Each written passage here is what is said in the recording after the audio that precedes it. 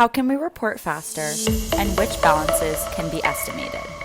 Determine if there are some balances out there that can be estimated versus being accurately recorded, right?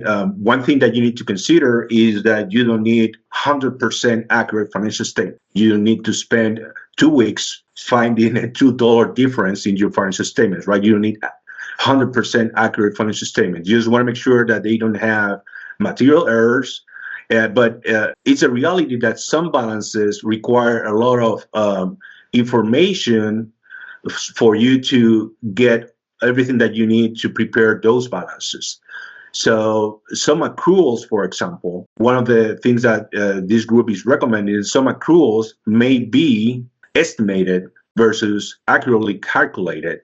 And so one thing that you can consider if you need to bring a lot of effort and information to calculate certain balances that may take up to 2 months after the end of the year, maybe you can estimate some of it. Talking about gathering information after the end of the year, Brad, I may defer this one to you because this is the topic that you address all the time, is the availability period for revenue recognition.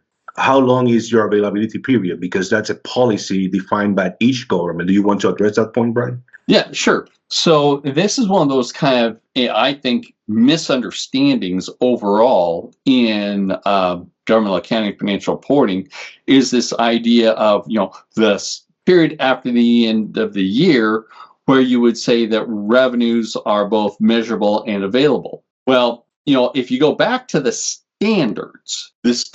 talk about, first thing, the only time they ever said a 60-day period was back in an NCGA statement that basically said for determining the availability of property tax revenue, that period should be no more than 60 days. So that period of availability is, as Orlando, you said, it's a policy decision. So you don't have to maintain a 60-day period. You could, as a policy, determine a 30-day period. And even at that, many of those things may very well be able to be estimated, like property tax revenue.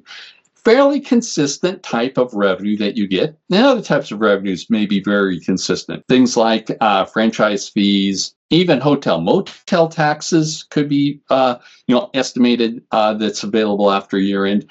So you have a variety of things. So it really does become important for you to understand the revenue recognition rules. And we have the very good standard out there that a lot of people just kind of, it's like measurable and available. Well, no, there's more to revenue recognition than just that. So the idea of keeping their books open for 60 days after year end, you need to think about throwing that idea away and thinking more about, what can we do to identify the revenue recognition within a shorter amount of time. So that's something that you can do with not only by estimating certain numbers, and something that you can do to accelerate financial reporting is working on estimates of certain balances, not just on the expense accrual side, but also on the revenue accrual side. You can do that with some payroll expenses, something that we see very frequently in practice, that some payroll accruals, you may not necessarily have all the detail accurately to calculate if there is just a portion of the payroll that needs to be accrued at the end of the year. You can do it by estimating or coming with a practical approach to calculate that.